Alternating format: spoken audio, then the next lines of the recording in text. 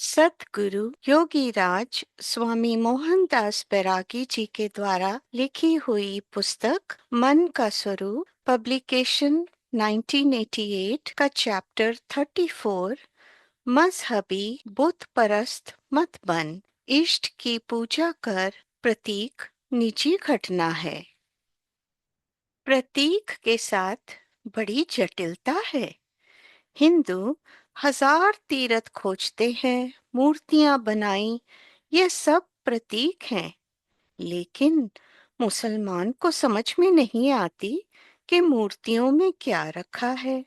वह मूर्तियों को तोड़ देते हैं, इसलिए कि जब मूर्ति अपनी ही रक्षा नहीं कर सकती तो भक्तों की क्या रक्षा करेगी। दयानंद को भी ऐसे ही अनुभव हुआ जब वे पूजा कर रहे थे। रात्रिकालीन जब सब सो गए तो एक चूहा मूर्ति पर चढ़ा देखा। सोचा कि मूर्ति चूहे को भी नहीं भगा सकती। इस प्रकार बहुजन न समझ पाए कि यह प्रतीक तो उस अनंत की ओर इशारे हैं। प्रतीक परमात्मा नहीं है। प्रतीक का अर्थ होता है कि उसके सहारे तुम किसी यात्रा पर जा रहे हो। वह खुद मंजिल नहीं है। हिंदू की मूर्ति हिंदू के लिए प्रतीक है। उसने अपने भावों को संजोया है। मैंने देखा है कि मोहनदास कोई भी आस्तिक भक्त मूर्ति की पूजा नहीं करता। वह मूर्ति में अपने इष्ट देव की पूजा करता है। इसलिए जब तक अपना भाव रहे तब तक अपने इष्ट की पूजा करते रहना चाहिए। मान लो कि जब मनुष्य किसी पुस्तक या चिट्ठी को पढ़ता है तो कागज स्याही को थोड़ा ही पढ़ता है। उसमें लिखे हुए संकेत के द्वारा उसके अर्थ को पढ़ता है। कागज स्याही अक्षर तो उस अर्थ को समझाने के लिए चिन्ह मात्र हैं। अर्थ तो पढ़ने वाले की बुद्धि में परंपरा से ही विद्यमान है।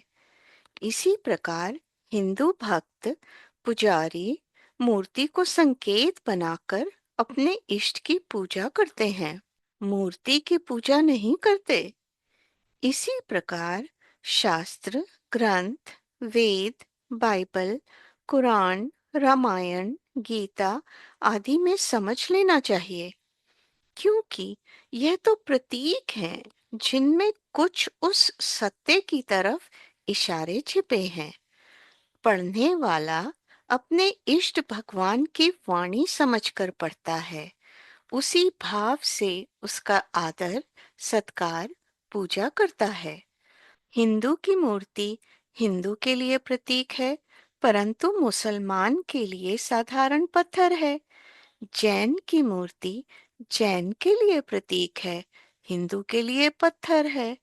बुद्ध की मूर्ति बौद्ध के लिए प्रतीक है, जैन के लिए किसी मूल्य की नहीं। प्रतीक का भाव मूल्य पर निर्भर होता है। यह एक निजी बात है। वह जो जानता है, जिसका उससे लगाव है।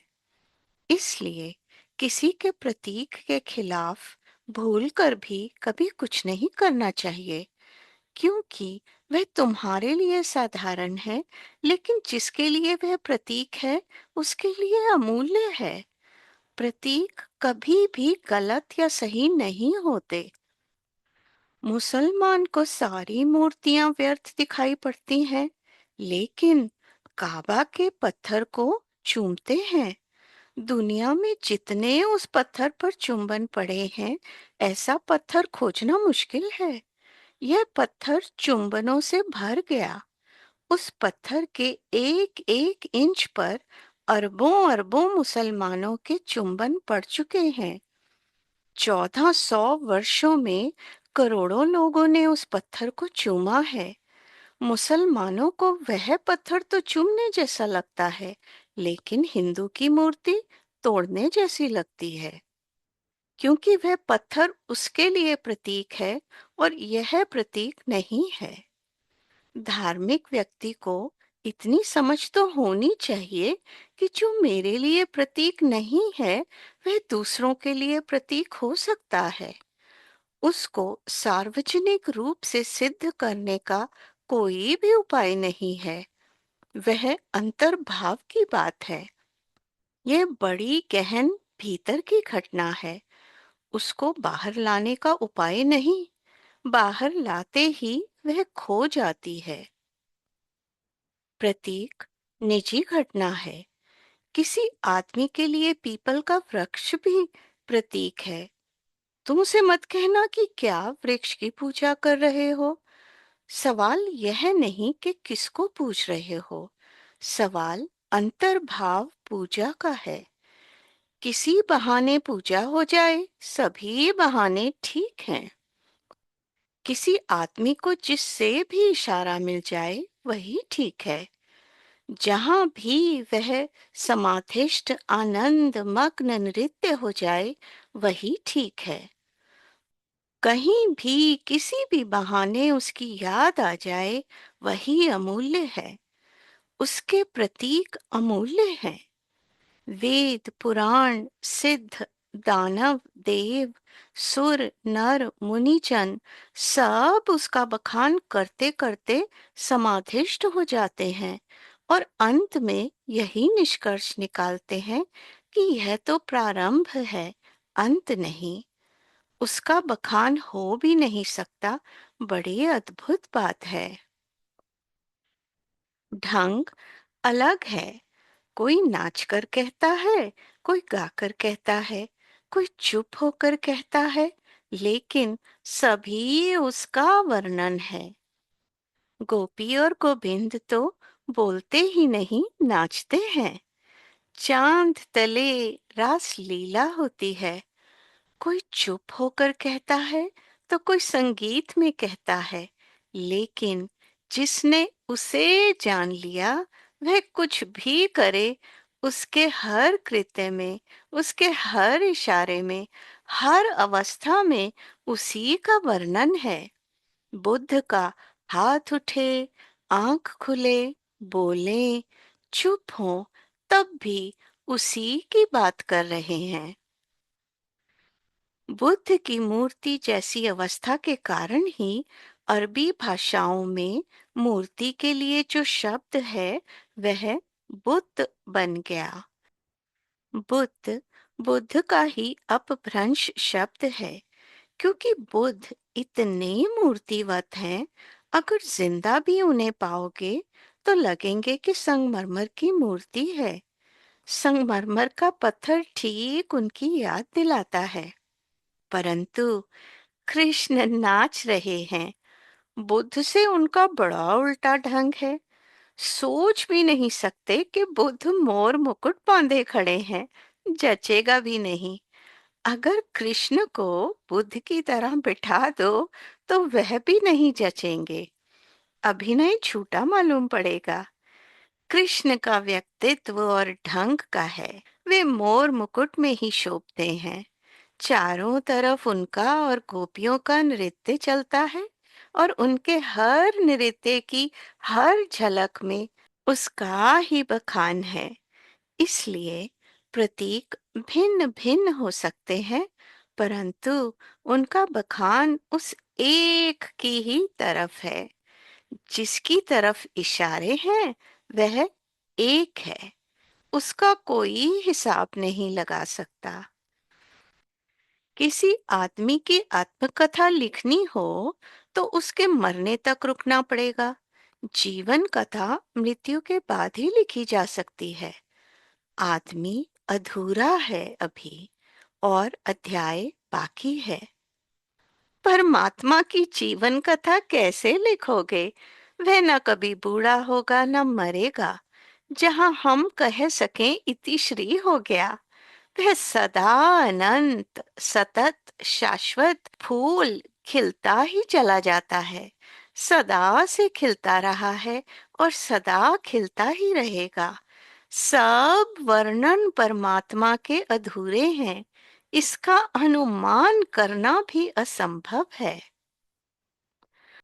जैसा साधक भाव करता है, वैसा ही हो जाता है। इधर भाव, उधर घटना घट जाती है। हमारे कृत्य में, भाव में अंतर होता है, क्योंकि हमारी शिकायत सीमित है।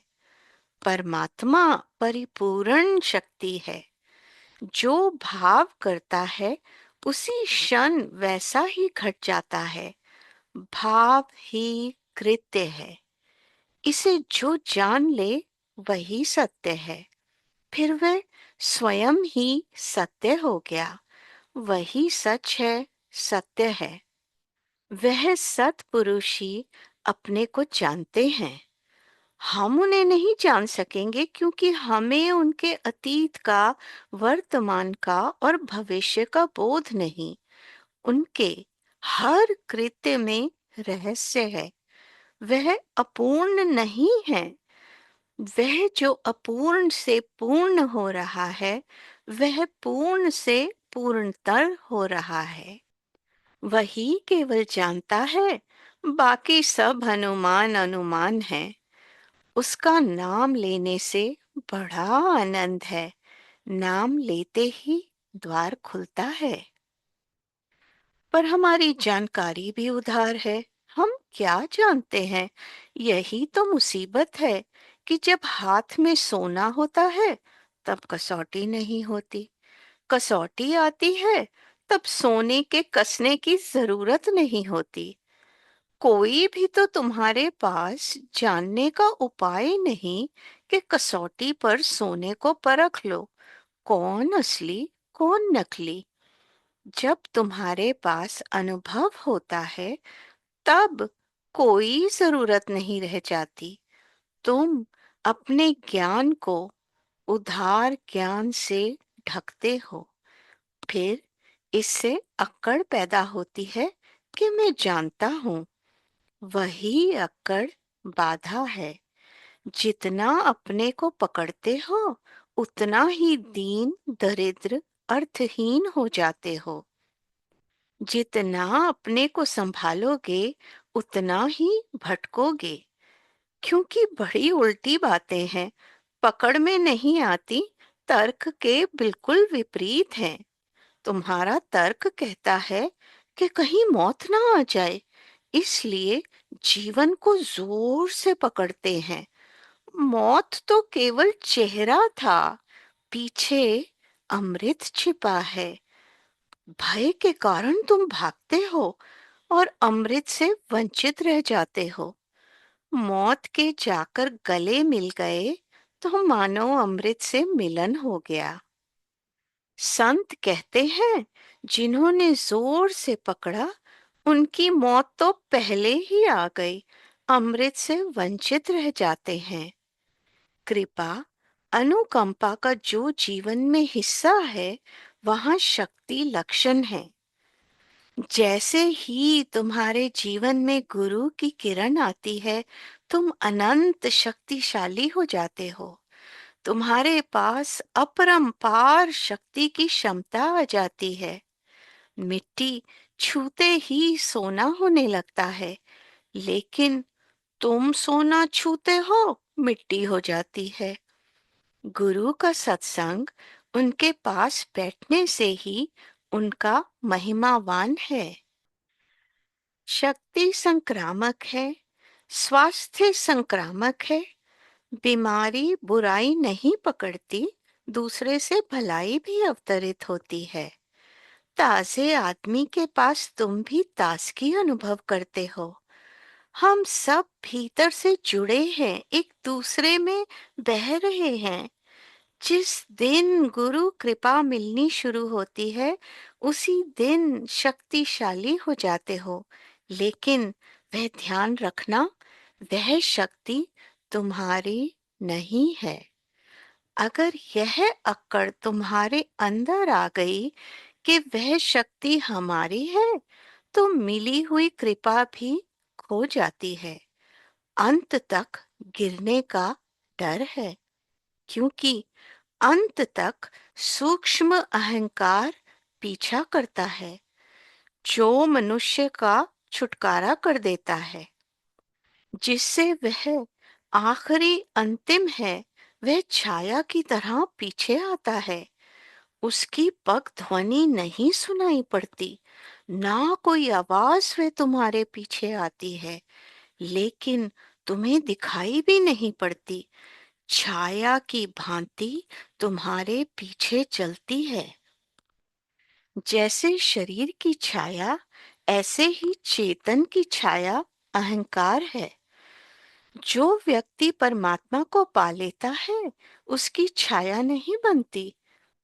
इससे यह मत समझना कि जब वे जमीन पर चलते हैं और सूर्य उगा होता है तो उनकी जमीन पर छाया नहीं बनती। छाया तो शरीर की बनती है, परंतु उसके भीतर की छाया खो जाती है। वह चलता है, उठता है, बैठता है, करता है, बोलता है। जीवन की सब क्रियाएं चलती रहती हैं, लेकिन छाया नहीं बनती। अब चेतन पारदर्शी हो गई। अब वह है ही नहीं। उसकी कृपा खंड की वाणी शक्ति है। वह शक्ति बोलती है, जैसे बांसुरी से स्वर निकलता है किसी गायक का। बांसुरी तो केवल निमित्त है, स्वर बांसुरी का नहीं है, स्वर गायक का है। तो इसमें बांसुरी की क्या खूबी? उसकी इतनी ही खूबी है कि वह पोली है। उसका पोलापन, उसकी शून्यता ही उसकी खूबी है। उस खूबी के कारण स्वर प्रभावित होता है। जिस दिन सतगुरु की अनुकंपा तुम पर बरसती है, तुम भी बांसुरी की भांति हो जाते हो। वही गाता है, सब उसके गीत हैं। वहां परम ऊर्जा बोलती है। जिस व्यक्ति को गुरु अनुकंपा मिलती है, उसी को गुरु उपलब्ध होता है। कोई अलौकिक आकर्षण उस व्यक्ति को बांधे रखता है। अपनी सारी चेष्टाओं के बावजूद भी खिंच जाते हो। शक्ति बोलने का, शक्ति के वाणी होने का यही अर्थ है। इसको छोड़कर दूसरा कुछ भी नहीं है। जिन सब में महाबली शूरवीर राम ही भरपूर समाया हुआ है। जैसे ही कोई इस घड़ी को उपलब्ध होता है, वह महावीर, महायोद्धा, महाराणा हो जाता है। राणा रण में सर करे, लड़े दीन के हेत। पुरजा पुरजा कट मरे, छोड़े न कभी खेत। अपने सहारे दीनहीन हम महावीर हो जाते हैं, लेकिन वह सारी ऊर्जा उसकी है। वह सभी कुछ उसका है। हम बीच से बिल्कुल हट जाते हैं, मार्ग दे देते हैं। जिन सब में राम ही भरपूर समाया हुआ है, उसमें उसकी महिमा में सीता भी समाई है।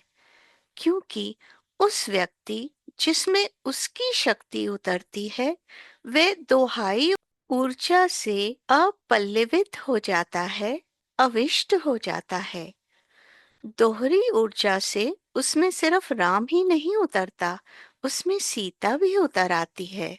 यह प्रतीक है, राम और सीता। लेकिन यह प्रतीक बड़े गहन है, क्योंकि अगर राम ही उतरे तो व्यक्ति अधूरा होगा, आधा होगा। तो उसमें पुरुष की शक्ति तो आ जाएगी, लेकिन पुरुष की शक्ति अधूरी होकर विध्वंसक है। उसमें स्त्री की महिमा न उतरेगी और स्त्री का सौम्य रूप न उतरेगा। राम अकेले बिल्कुल ही अधूरे हैं। राम की मूर्ति को अकेले खड़े करके देखना बहुत अधूरे लगेंगे। राम सीता के साथ ही पूरे लगेंगे, क्योंकि स्त्रैण शक्ति एक दूसरे का आयाम है, जो शक्ति को संतुलन देता है। पुरुष की अकेली शक्ति हो तो हिटलर जैसी विध्वंसक होगी।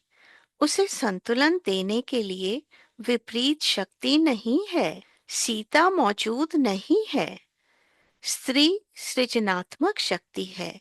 वह माँ जन्मदात्री है।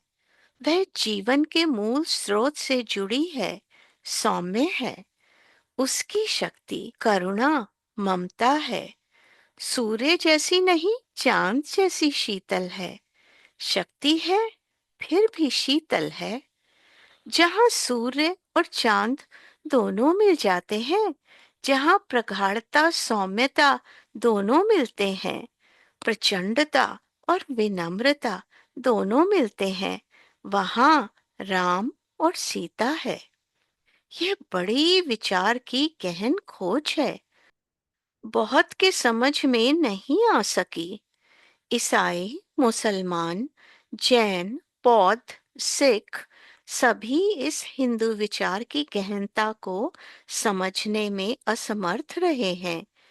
जैन तो इसलिए राम को भगवान नहीं मान सकते कि सीता खड़ी है। ये कैसे भगवान है जिनके पास स्त्री खड़ी है? इसका तर्क है कि भगवान को वीतराग, अनासक्त होना चाहिए। तो महावीर तो भगवान हैं, वीतराग हैं। उनके आसपास दूर दूर तक कोई स्त्री नहीं। ये मामला यहाँ तक खींचा जैनियों ने कि उन्होंने यह भी इनकार कर दिया कि महावीर की कोई पत्नी थी। उनके बच्चे पैदा हुए थे, उनकी लड़की थी, सब इनकार कर दिया। इतिहास ही बदल डाला। महावीर की पत्नी भी थी, एक लड़की भी हुई। यह जैन शास्त्रों में इसका उल्लेख है। उस लड़की का विवाह भी हुआ, दामाद भी था, लेकिन सब इनकार कर दिया, क्योंकि यह बात उनके सोचने के बाहर हो गई कि महावीर स्त्री के साथ कैसे, उनके बच्चे कैसे पैदा हुए। महावीर को अकेले खड़ा कर दिया। तो महावीर में प्रचंडता तो मालूम होती है, लेकिन अकेले सौम्यता नहीं आ सकती। जीवन की एक जगह कम है। इसलिए जैन विचार बहुत दूरगामी ना हो सका। कोई संस्कृति नहीं खड़ी हो सकी, सिर्फ एक आइडियोलॉजी बन के रह गया। क्योंकि कौन चमार भंगी बनकर सड़क साफ करेगा? संस्कृति नहीं है, दूसरों पर निर्भर रहना पड़ता है। यह एक पंगु विचार है। कारण यह है इस पंगुता की कि स्त्री अस्वीकार है। इससे पंगुता पैदा हुई है। स्त्री को जैन विधान में मोक्ष जाने की सुविधा ही नहीं है। पहले स्त्री को मरकर फिर पुरुष होना पड़ेगा दूसरे जन्म में, तभी वह मोक्ष पा सकती है। इसलिए जैन विचार में स्त्री को सम्मानित नहीं किया है, केवल पुरुष ही मोक्ष पा सकता है। और इसका कारण क्या दिया है कि पुरुष तो ब्रह्मचारी हो सकता है, लेकिन स्त्री का मासिक धर्म रोका नहीं जा सकता। तो वह ब्रह्मचारिणी भी हो जाए तो भी मासिक धर्म नहीं रुक सकता। जब तक संपूर्ण रूप से ब्रह्मचार्य उपलब्ध न हो जाए, तब तक कोई कैसे मुक्त हो सकता है? इसलिए राम को जैन नहीं समझ पाए। समझना बड़ा मुश्किल है। कृष्ण को तो समझना बिल्कुल ही असंभव है। बौद्ध न समझ पाए, फिर इस्लाम, ईसाई तो बहुत दूर हैं। हिंदू विचार की, उनके प्रतीकों की बड़ी गहनता है। शक्ति के दो रूप हैं। एक स्त्री की तरह प्रकट होता है, दूसरा रूप पुरुष की तरह। स्त्री और पुरुष महत्वपूर्ण नहीं है, अपितु ये शक्ति के दो रूप हैं जो एक दूसरे का संतुलन करते हैं। पुरुष में प्रचंडता है, सौम्यता नहीं। इसलिए सौम्य गुण स्त्रैण है। शब्द भी स्त्रैण है। करुणा, ममता, दया सब शब्द स्त्रैण है। होना भी चाहिए। इसलिए जब कोई व्यक्ति ठीक परम स्थिति को उपलब्ध होता है, तब उसमें दोनों स्त्री पुरुष का मिलन हो जाता है। वह प्रचंड होता है तो सौम्य भी होता है। वहां सूर्य और चांद दोनों मिल जाते हैं। वहां उत्पात भी होता है और बड़ी गहन शीतलता भी होती है। और जब ये दोनों रूप संग्रहित होकर एक हो जाते हैं, यानी कि इंटीग्रेट हो जाते हैं, तो परम पुरुष का जन्म होता है। जो वह परम अवस्था है, वह स्त्री पुरुष के पार है, क्योंकि उन दोनों की ऊर्जा का मिलन हो गया है। वहां एक पैदा होता है जब वो बड़े गहन मिलन में डूब जाते हैं। इसलिए राम ही अकेले काफी नहीं, राम भरपूर समाया हुआ है। उसकी महिमा में सीता भी समाई हुई है। रांग रामायण शब्द भी बड़े गहन प्रतीक हैं उस परम शक्ति के, क्योंकि रांग से रास्ता मिलता है, म से ओम की उत्पत्ति होती है। रांग के ऊपर जो बिंदी है वह शून्य है, ऊर्जा का स्रोत है, अस्तित्व की परम ध्वनि है, जिससे सारा अस्तित्व निर्मित हुआ है। जो भी प्रतीक तुम्हें अपने मूल तत्व में ले जाए, जहाँ राम ही नहीं सीता भी उतरे, वही सत्य है। फिर उस प्रतीक का रूप कहना असंभव है, क्योंकि स्त्री पुरुष की चर्चा कर सकते हो, लेकिन जहाँ राम और सीता का मिलन होता है, वहाँ चर्चा असंभव हो जाती है, क्योंकि बिल्कुल ही विपरीत गुण एक हो गए हैं, मिल गए हैं।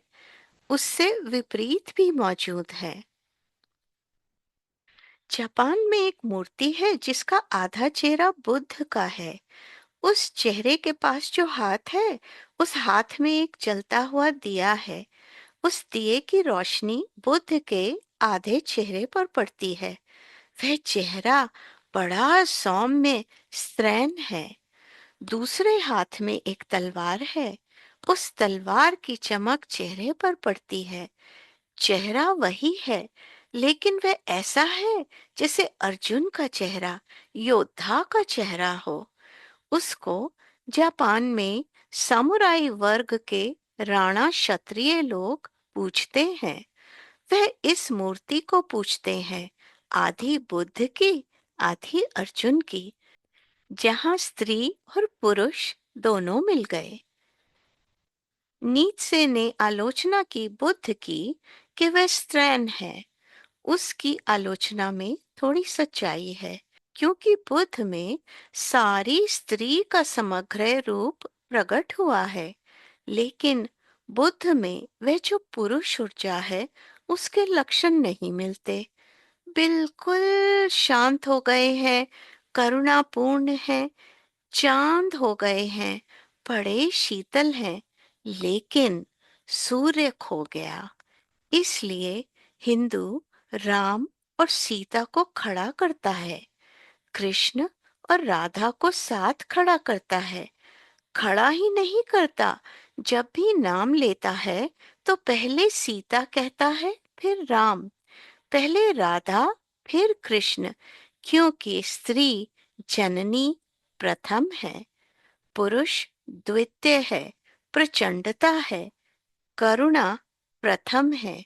जब करुणा में अविष्ठित प्रचंडता होती है, तब उसका सौंदर्य अपरंपार है। जब ममता में छिपी हुई ऊर्जा होती है, तब उसका कैसे वर्णन करें। ये तो ऐसे है कि जैसे आप ठंडी आग का वर्णन करना चाहते हैं। यह तो अवर्णनीय है। जहाँ विपरीत मिल जाते हैं, वहाँ वर्णन असमर्थ हो जाता है। जिनके मन में राम बसते हैं, ना वो मरते हैं, ना वे ठगे जाते हैं। जिनके मन में राम बस गए, जिनका हृदय अपूर भर गया, उससे कोई मृत्यु नहीं होती, उसको सीता राम राधे कृष्ण कहो, वह पूर्ण है, उसकी महिमा का कोई अंत नहीं। जो भी हम कहें वह थोड़ा है, यह हमारी असमर्थता है। उस एक को खोजते ही यात्रा पूरी हो जाती है, क्योंकि उसी एक को खोकर ही संसार प्रारंभ हुआ है। बहुत उपाय, प्रतीक, मार्ग हो सकते हैं उस एक को खोजने के, क्योंकि बहुत प्रकार से वह एक खंडित हुआ है। जैसे सूर्य की किरण गुजरती है एक कांच के टुकड़े से, तो 7 टुकड़ों में टूट जाती है, इंद्रधनुष पैदा होता है। ऐसे ही जीवन बहुत से खंडों में टूट गया है। एक किरण 7 रंगों में टूट जाती है। जब रंग जुड़ जाते हैं तब श्वेत रंग बनता है। जब टूट जाते हैं तब भिन्न भिन्न रंगों का निर्माण होता है। एक 5 में टूटा है, 5 इंद्रियों के कारण। अगर इन पांचों में तुम उस एक को खोज लो तो उपलब्धि हो गई, सिद्ध हो गए। वह एक 3 में टूट गया, सत्यम शिवम सुंदरम। सत्य में सुंदर को देख लो, सुंदर में सत्य को देख लो। शिवम में सुंदर दिखाई पड़े, सत्य में शिवम दिखाई पड़े। इन तीनों में एक ही झलक आने लगे और सत्यम शिवम सुंदरम हो जाए तो यात्रा पूरी हो गई, क्योंकि यह तो प्रतीक है उस परम सत्य की तरफ। सत्य तो अनुभव है, शिवम वह कृत्य है जो इस अनुभव से निकलता है, और सुंदरम उस व्यक्ति की चेतना की खिलावट है जिससे उस परम सत्य का अनुभव हुआ है, जो कि एक है। यह 3 सनातन शब्द सत्यम शिवम सुंदरम तो उसकी 3 खूबसूरत मूर्तियां हैं। जो इनमें एक को जान ले वह परम पुरुष हो जाता है, क्योंकि उसने परम सत्य का बोध कर लिया। वह एक 2 में टूट गया है, चेतना और पदार्थ, पुरुष और प्रकृति। इन दोनों में अगर उस एक को खोज लो तो यात्रा पूरी हो जाएगी, क्योंकि पुरुष राम और प्रकृति सीता की बड़े गहन रूप में ये प्रतीक हैं। यह बात महत्वपूर्ण नहीं है कि तुम कौन से मार्ग से गुजरते हो, कौन से प्रतीक से संबंधित हो, कितने खंडों में तोड़कर देखते हो। महत्वपूर्ण बात तो यह है कि कैसे उन खंडों के बीच अखंड परम सत्य को खोज लिया जाए। जैसे ही कोई उस घड़ी को उपलब्ध होता है, वह परम पुरुष, महायोद्धा, महाराणा हो जाता है। उसकी महिमा में राम की पौरुषता ही नहीं, सीता की सौम्यता भी समाई हुई है। फिर उस ठंडी आग का वर्णन अवर्णनीय हो जाता है।